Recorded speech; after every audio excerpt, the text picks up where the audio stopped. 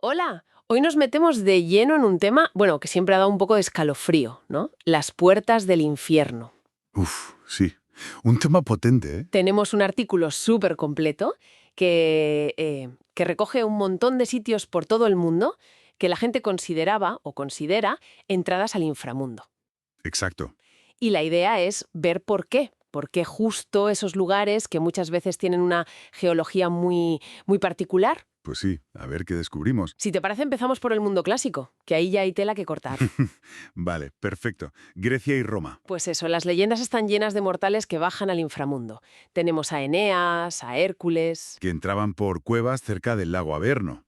Claro, el Averno era casi la entrada por excelencia, ¿verdad? Una zona volcánica, además. Exacto. Y luego, en pleno foro romano, el Lacus Curtius, un pozo que decían, Que llegaba abajo, sí. y el lago Lerna, otro sitio. U Odiseo cruzando la Queronte, o Orfeo, buscando Eurídice, que entra por una cueva en el cabo Ténaro. Y no nos olvidemos de la puerta de Plutón, el Plautonion, en Hierápolis, en Turquía, que esa tenía hasta vapores tóxicos reales. ¿Es verdad? Y hasta el rapto de Perséfone por Hades que lo sitúan en Sicilia. O sea que hay un patrón claro. Cuevas, lagos volcánicos, sitios con gases. Totalmente. Es que es fascinante cómo la geografía, sobre todo la más rara o la más activa, alimenta directamente el mito. Claro. En la antigüedad no entendían bien la actividad volcánica, o por qué salía gas de una grieta, o qué había en una cueva profundísima. Y lo más fácil era pensar, Pues que eso conectaba con otro mundo, uno subterráneo, seguramente peligroso. Poner ahí la puerta al inframundo era una forma ya, de explicar lo inexplicable y de controlar un poco el miedo, ¿no? de mapearlo. Ya, tiene sentido. Y la cosa no acaba ahí, claro.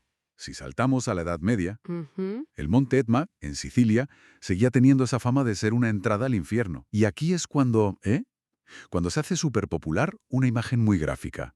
El Hellmouth. Ah, la boca del infierno. Eso, que en el arte la pintaban literalmente como las fauces de un monstruo enorme tragándose a la gente. Una imagen tremenda, sí, muy potente. Y esa imagen, de alguna forma, sigue. Perdura, sí. Piensa en la escultura de Rodin, Las puertas del infierno. Menuda obra. Uf, sí. Que se la encargaron en 1880 para un museo que ni siquiera se hizo. Exacto.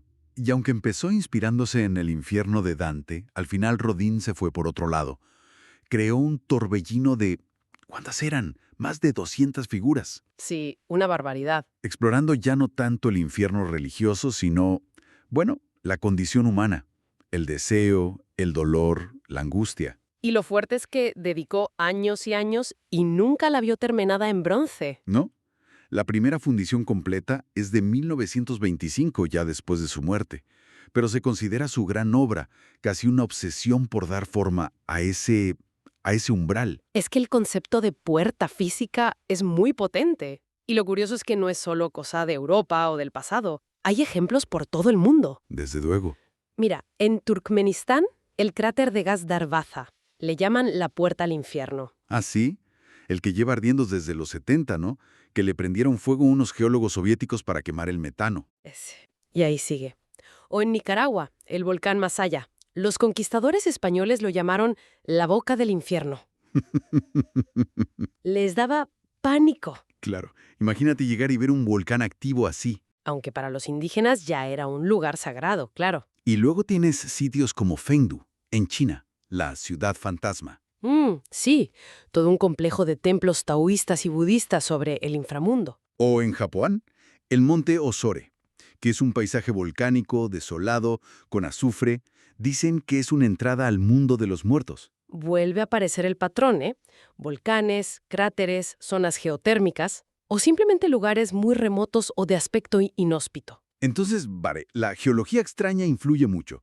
Pero ¿qué más nos dice esta idea tan global, tan persistente? Pues yo creo que va más allá de explicar solo un volcán o una cueva.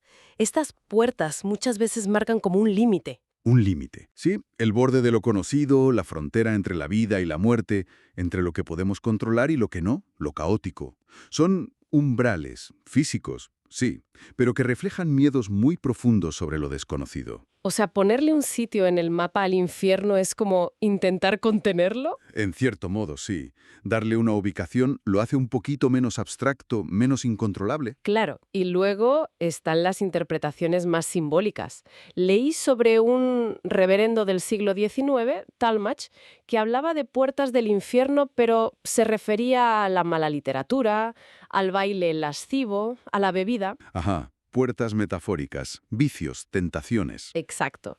Y en la India antigua, en la tradición hindú, se decía que la Vía Láctea era como un río que separaba el cielo del Yamaloka, el reino de Yama, el dios de la muerte. Y había guardianes en las puertas de ese reino, ¿no? Las constelaciones de Canis Mayor y Menor. Eso. Qué curioso. Y es que la idea no desaparece, se transforma. Ahora tienes programas de televisión buscando estas puertas, o leyendas urbanas. Sí, he oído hablar de algunas en Estados Unidos, en Ohio o Nueva Jersey, que dicen que hay entradas al infierno en desagües. Exacto, en sitios súper cotidianos, lo cual te hace preguntar, ¿por qué nos sigue atrayendo tanto esta idea? ¿Por qué sigue resonando? Pues sí, haciendo un resumen rápido, hemos visto puertas del infierno en mitos griegos, en el arte medieval, en volcanes de Nicaragua, cráteres en Turkmenistán, leyendas urbanas. Es un concepto que está por todas partes y en todas las épocas. Totalmente. Parece que es una constante humana, ¿sabes? Una forma de enfrentarnos a lo que no entendemos, ya sea un geyser o el misterio de la muerte. Y también es una forma de visualizar ideas abstractas. La moral, el castigo, qué hay después. Al final estos lugares son como un espejo de nuestros propios miedos y de nuestra curiosidad. Un mapa de nuestra mente proyectado en el paisaje. Me gusta esa idea del mapa. Y para dejar algo en el aire, más allá de estas puertas legendarias, ¿qué otros portales simbólicos vemos hoy?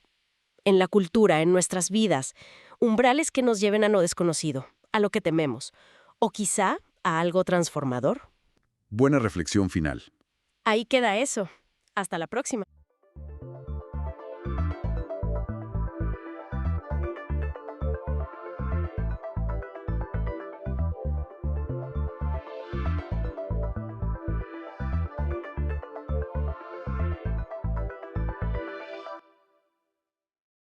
Bienvenida y bienvenido. Hoy nos metemos de lleno con Atticus Finch, ese nombre que, bueno, todos conocemos de Matar a un ruiseñor. Un personaje icónico, desde luego. Sí, total.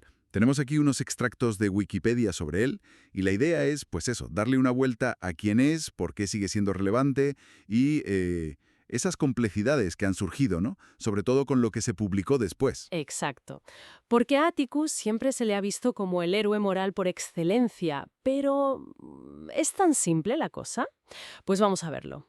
Para empezar, recordemos quién es, el abogado protagonista en Macomb, un pueblo ficticio de Alabama. Eso es, padre viudo de Jem y Scout. Y su gran momento, claro, es defender a Tom Robinson, un hombre afroamericano acusado injustamente de violación. Ahí está la clave de su imagen, ¿sí? Como un símbolo de integridad. Y sabemos que Harper Lee se inspiró en su propio padre, ¿verdad? Amasa Coleman Lee. Exacto, un abogado también. Pero lo fuerte es cómo este personaje de papel, bueno, ha trascendido. Totalmente. Fíjate que en el mundo legal su impacto es enorme.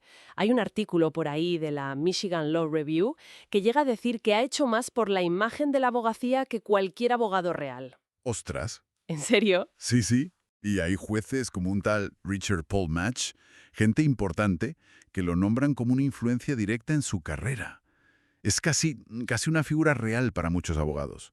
Un modelo. Increíble el poder de la ficción. Y no solo en lo legal, ¿eh? Que la interpretación de Gregory Peck en la peli del 62... Uf. Gregory Peck. Pues el American Film Institute la votó como la del mayor héroe del cine americano. Casi nada. Y sigue vivo en teatro, ¿eh? Jeff Daniels, Ed Harris, lo han interpretado en Broadway. Ya tuvo sus críticas hace tiempo, no es solo cosa de ahora. Así, cuenta. Pues mira, ya en los años 90, un profesor, Monroe H. Friedman, lanzó una bomba bastante considerable. ¿Qué dijo? Pues vino a decir que Atticus en realidad funcionaba muy cómodamente dentro de un sistema que era racista y sexista hasta la médula, pero sin desafiarlo de verdad. O sea, que no era tan héroe. Claro, lo calificó incluso de, bueno, de tener puntos deshonestos y hasta racistas en su forma de operar dentro de ese sistema, sin intentar cambiarlo. Uf, me imagino la que se lió. Tela marinera. Hubo un revuelo tremendo. Muchísimos abogados salieron, pues eso, en trompa a defender a Atticus.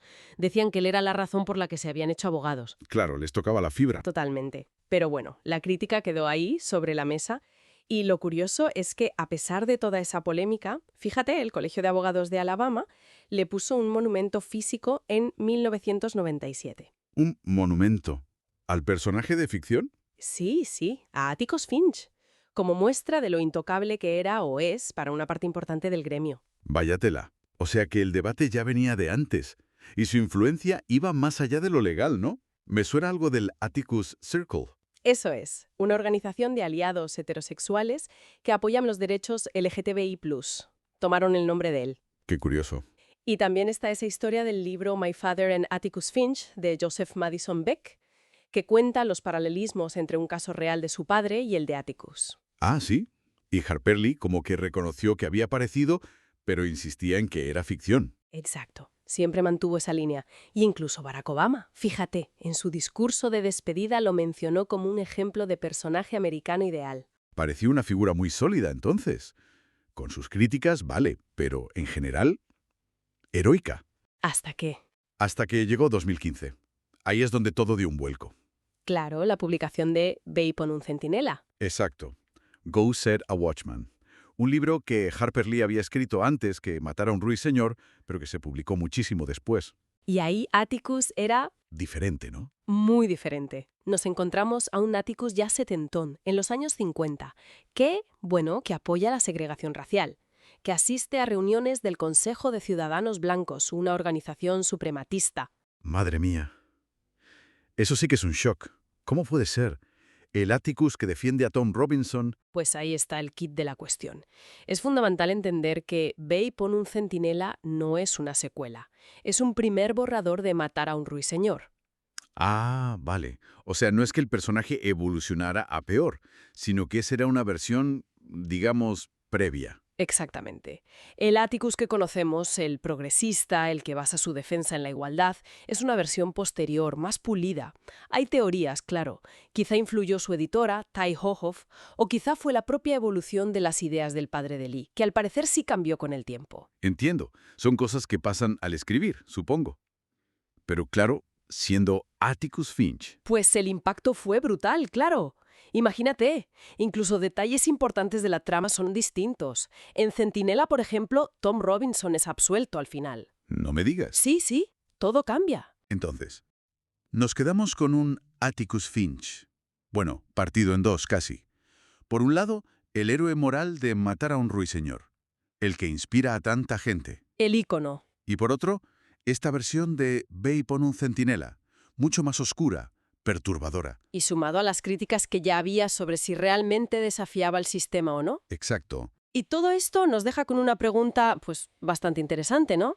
Sobre cómo manejamos la complejidad de nuestros ídolos culturales, incluso los que son de ficción. Claro. ¿Puede un borrador antiguo, que sale a la luz tarde, cambiar el significado de un personaje que ha sido tan importante? O quizá nos obliga a aceptar que incluso los símbolos que vemos como más puros, más íntegros, pueden tener, pues eso, capas más complejas, orígenes más turbios o contradicciones que preferiríamos no ver.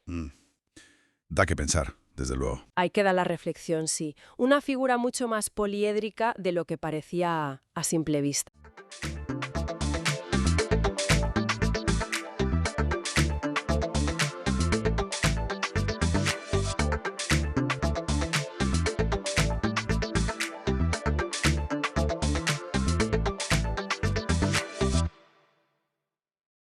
Bienvenidas y bienvenidos a esta exploración. Hoy nos metemos de lleno en las fuentes sobre el desierto de Atacama, en Chile. Un lugar, bueno, de extremos fascinantes. Tenemos aquí varios extractos, sobre todo de tipo enciclopédico, y la idea es sacar lo más sorprendente, lo más relevante de este paisaje tan único. Para empezar, las fuentes lo pintan como el desierto no polar más árido del mundo. Hay zonas que, bueno, que apenas ven lluvia en décadas o más. ¿Qué es lo que lo hace tan seco? Pues mira, la geografía es fundamental. Está como encerrado, ¿sabes? Entre los Andes por un lado y la cordillera de la costa por el otro. Son barreras altísimas. Bloquean la humedad que podría venir del Pacífico y también la que viene del Atlántico.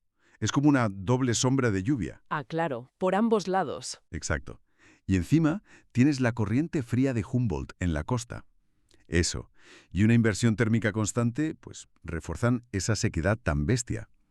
El promedio anual de lluvia es de unos 15 milímetros, pero vamos, hay zonas como cerca de Yungay donde es muchísimo menos. Hay estaciones meteorológicas que no han registrado lluvia nunca. Jamás. ¡Qué barbaridad! Y no es algo de ahora, ¿verdad? Las fuentes sugieren que podría ser el desierto más antiguo del planeta. Hablan de hiperaridez desde el Mioceno medio.